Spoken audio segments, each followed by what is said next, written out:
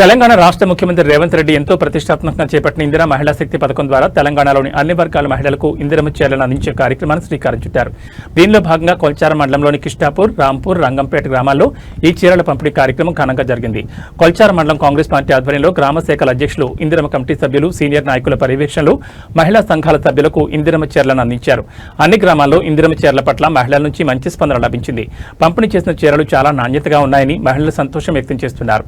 ఈ సందర్భంగా మండల కాంగ్రెస్ నాయకులు, మహిళా సంఘాల సభ్యులు ముఖ్యమంత్రి రేవంత్ రెడ్డికి, నర్సాపూర్ కాంగ్రెస్ పార్టీ ఇన్ఛార్జ్ ఆవుల రాజిరెడ్డికి, ఇన్ఛార్జ్ మంత్రి గడ్డం వివేక్ వెంకటస్వామికి, మెదక్ జిల్లా కలెక్టర్ రాహుల్ రాజ్కి ప్రత్యేక ధన్యవాదాలు తెలిపారు.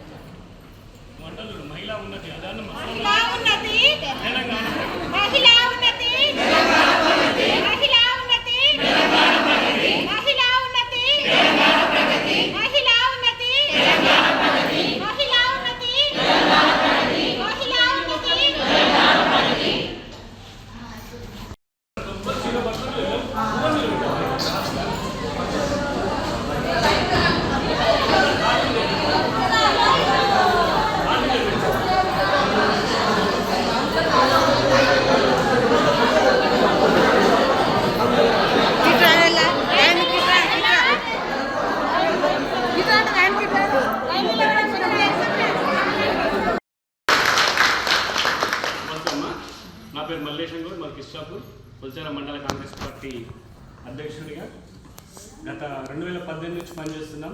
ఆ రోజు అధికారం లేనప్పుడున్నాం, అధికారం ఉన్నప్పుడున్నాం.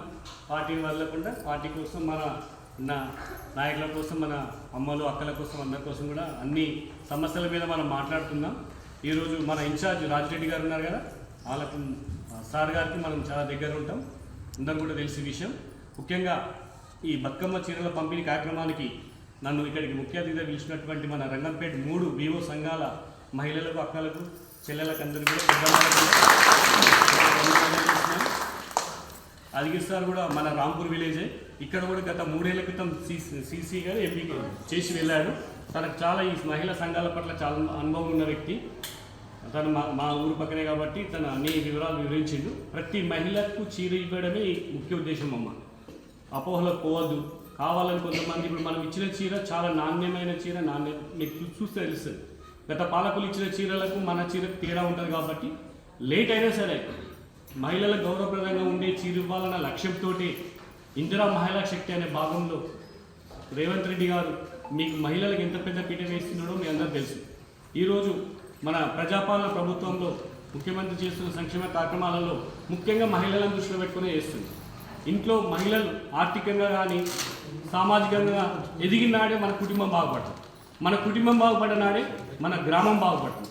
మన గ్రామం బాగుపడ్డ నాడే మన మండలం, జిల్లా, రాష్ట్రం బాగుంటుందనే ఆలోచనతో ఫస్ట్ ఇంటికి దీపం ఇల్లాలని. ఎందుకంటారమ్మా, మీరు మంచిగుండి మీరు మీ దగ్గర 4 రూపాయలు ఉన్న నాడే ఆ సంసారంకు విలువ ఉండాలని ఆ రోజు నుంచి అంటారు, పెద్దల కాలం నుంచి.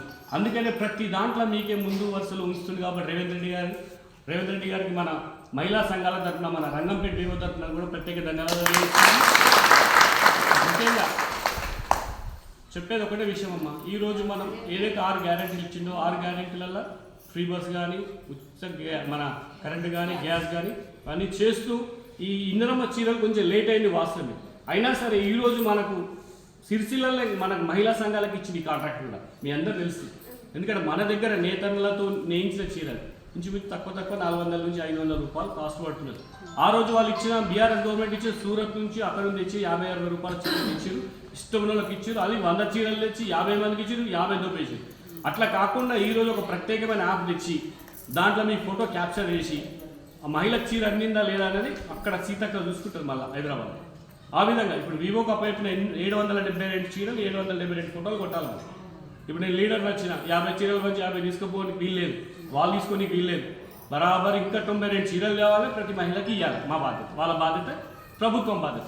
దయచేసి అందరూ కూడా ఈ డ్రెస్ కోడ్ లాగా ఒకటే చీర, నీలి రంగు చీర మన కలర్ ఇచ్చారు మెదక్ జిల్లాకి. ఎందుకంటే ఇప్పుడు మనం వివో అయ్యేటప్పుడు నలుగురు రకాల చీరలు కట్టుకుని వస్తుంటారు. ఎవరు ఏందనేది వాళ్ళ